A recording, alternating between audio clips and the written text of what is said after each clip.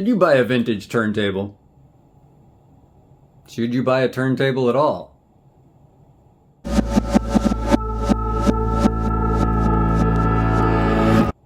Hey, welcome to Lancaster Hi-Fi.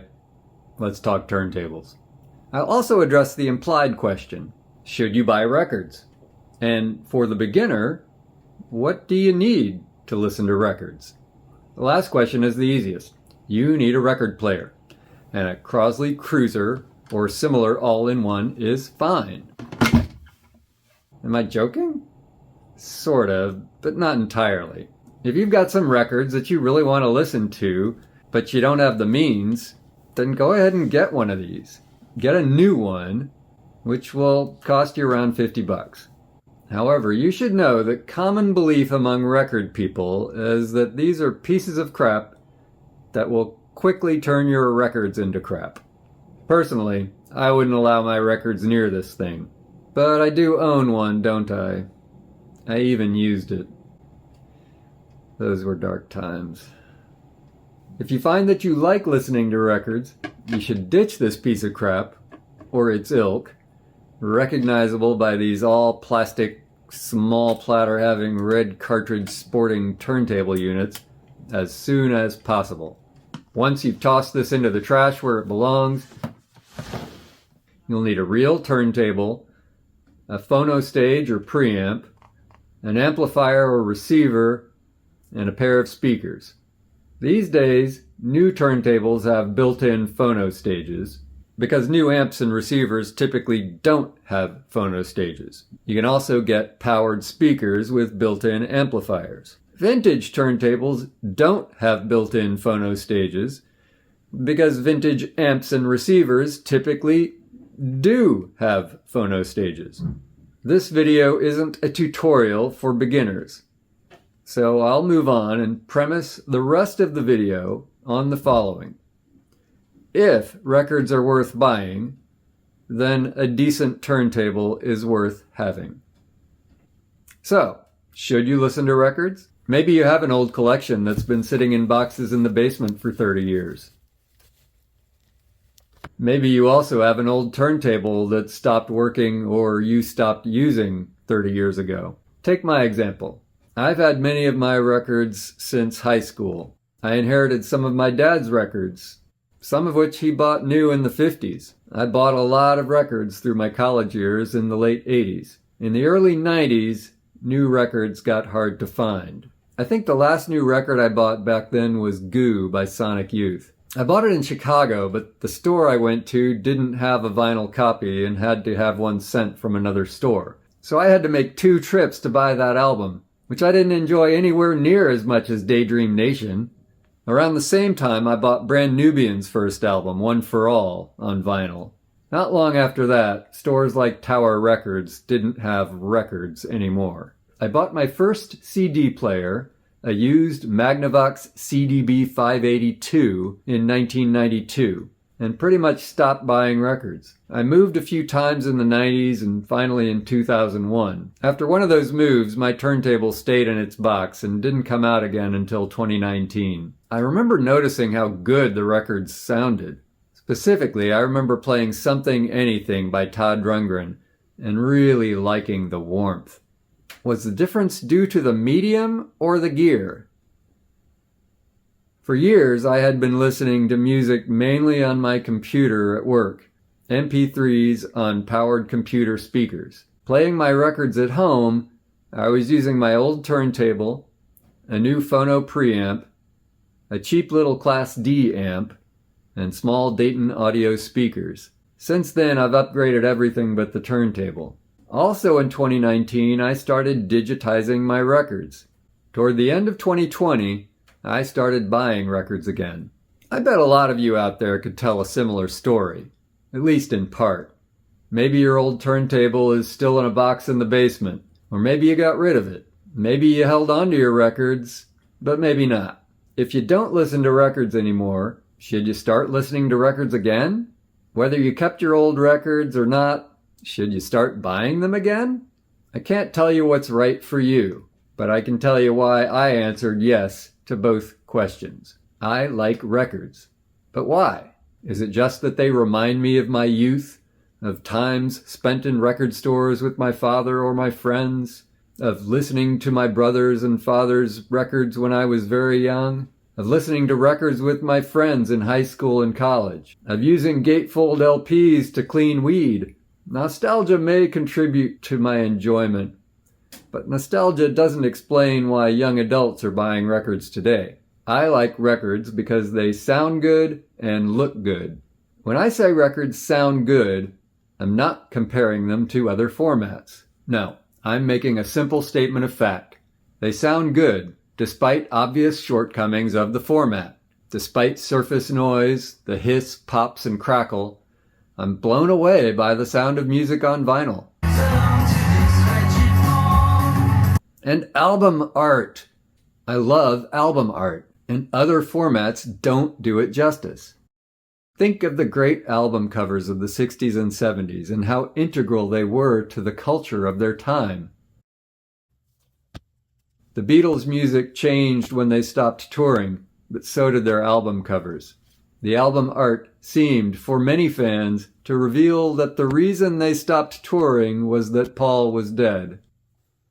Pink Floyd, without album covers by Hypnosis, would still have been great, but those album covers deepened and broadened the impact of Pink Floyd on the culture.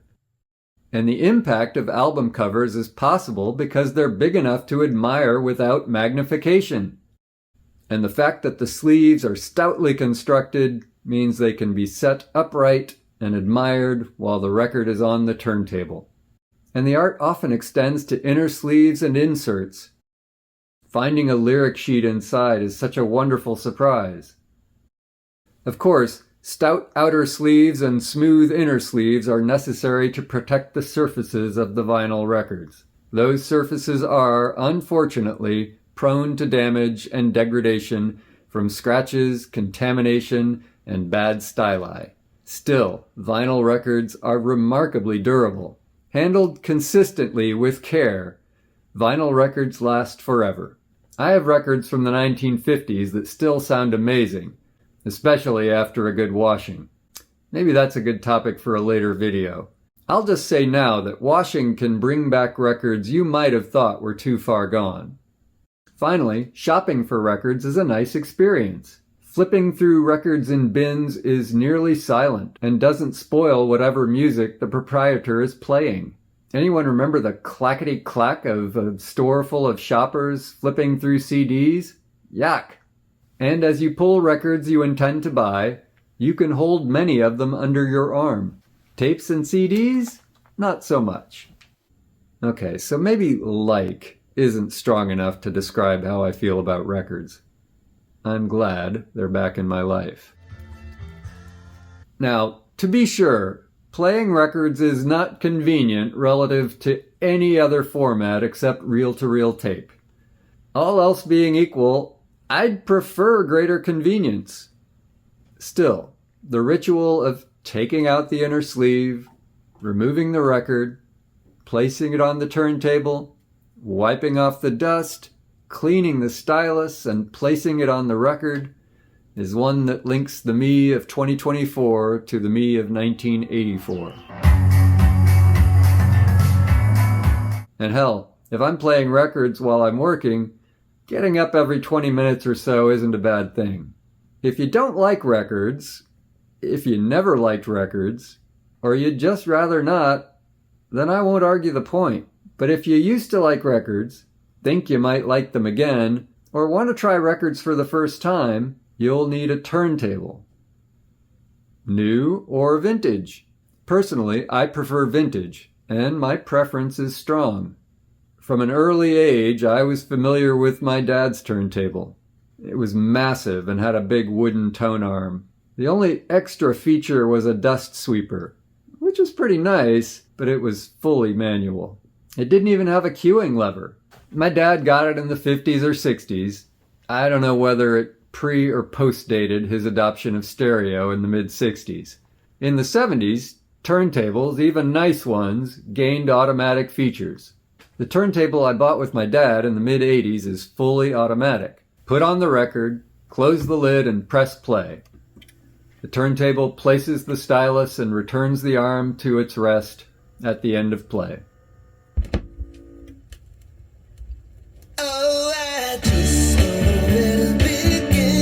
From a maker's low end to the top of the line, turntables went from manual belt drives to fully automatic direct drives with quartz timing. And that's what I've got with my Pioneer PL630. Moreover, I can whack the table it's on with a mallet and it won't skip. You might hear a hint of the strike through the speakers.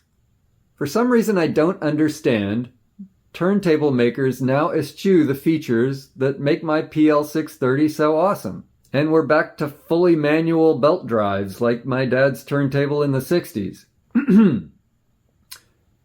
The highest fidelity is achieved by isolating the drive motor from the platter, and the rubber belt affects that isolation. Makers figured out quiet direct drive motors in the 70s, and platters of belt drive turntables are still coupled to the motors through the belt. Manual turntables focus on doing the important things well.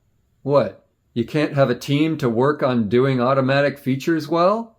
Makers in the 70s pulled it off. For me, automation isn't just some goo-gaw that a real audiophile doesn't need. Whatever can you be talking about? Okay, I'll spell it out. I have played thousands and thousands of album sides. The number of plays is not uniform across my collection, but rather heavily skewed toward my favorites. Occasionally I drop a record, and I'm more likely to drop one of my favorites. Over thousands of manual needle drops and lifts, occasionally I slip and scrape the stylus across the surface of the record and permanently scar the record, and I'm more likely to scar one of my favorites. Automatic features protect my records, especially my favorites, from my own clumsiness. If you, like me, want to preserve your records, I strongly recommend fully automatic turntables. Yes, automatic turntables have more things that can break. So if the automatic features stop working, then I'll have a manual turntable until I repair the turntable. A little while back, I fixed a guy's turntable. His original complaint was pretty easy to address, but it took me a while to figure out how to fix the auto return function. It had literally been broken so long that he'd forgotten the turntable was supposed to have that feature. You might say, okay, wait. If I get a vintage turntable for the automatic features, but those features can break, then how durable are those? And if they're easily broken, then what's the point? I might as well get a new turntable that's already manual. I could flippantly reply that you should get your broken turntable fixed. But that's easy for me to say since I do my own work. What if you can't do your own work? I don't recommend you buy a vintage turntable without some assurance that the turntable functions properly and will continue to do so for the foreseeable future. Old turntables are more likely to break down than new ones. Don't expect a turntable that's been out in the wild for 40 years to be reliable. Either buy the turntable from someone who's taken it in from the wild and restored it, or buy the turntable and plan to take it to someone who can repair or restore it. If a turntable is listed as serviced or refurbished, ask questions. What do you mean serviced or refurbished? What's actually been done, by whom, and when? Has the old grease been removed and replaced? What about the spindle oil? Have the microswitches been replaced or cleaned? Have the rubber parts been rejuvenated, repaired, or replaced? Is the cam cracked? And if so, how was it fixed? Was the speed measured? Is it in spec? Are wow and flutter, that is, speed variations, within spec? Is the stylus in good condition? Was it thoroughly cleaned? What about the cartridge? Are stylus and cartridge included? If so, are they any good? Can I find replacements? Inspect the tone arm. Is there give in the bearings? Inspect the dust cover. Is it cracked? What about where the hinges are mounted? Do the hinges work? That is, does the cover stay up when opened? Is the turntable clean? If the turntable exterior is coated with grime, you are right to wonder about the inner workings. Finally, does the seller offer service? And does the seller expect to stay put? What would I do if I owned or wanted to buy a turntable that needed repair? I would do what I did do. My PL630 needed work, so I learned how to do it. I've opened it up twice now. I need to do it again. This old beauty is probably the most difficult turntable among all that I've worked on. It's got a separate motor for the tone arm. It has optical sensors for stylus placement. It has many small, fragile parts. And I love it. I mean, just look at it. It's absolutely stunningly beautiful. And it's built like a tank. You'll throw your back out trying to lift it if you're not careful. I do, however, worry that the controller chip will fail someday. On that day, the turntable will be dead, permanently, unless I can find a salvaged replacement chip. Sorry. Back to recommendations. If you think a vintage turntable is too risky, some new ones are good, even if they lack the features I prefer. Audio-Technica, Riga, and Fluence, among others, are good makes. Hell, Technics is even back in the business. Are there particular vintage turntables you should look out for? Yes, of course. Each one is worth its own video, but I'll throw out some. At the lower end, the Realistic Lab 400 and 420 are workhorses. Direct drive, so no belt to wear out. This one had some speed issues that required cleaning or replacing all 3 microswitches. You may be able to find a dual turntable for a reasonable price. They're most known for their idler drives, which will need thorough restoration by now, since they were made in the 60s or 70s. If you find a Technics SP anything in any reasonable condition for less than $1,000, but you won't. Thorens, oh my. Denon made some really nice turntables in the 80s. So did Bang & Olufsen, but those are problematic. Pioneer turntables run the gamut. I'm partial to Pioneer.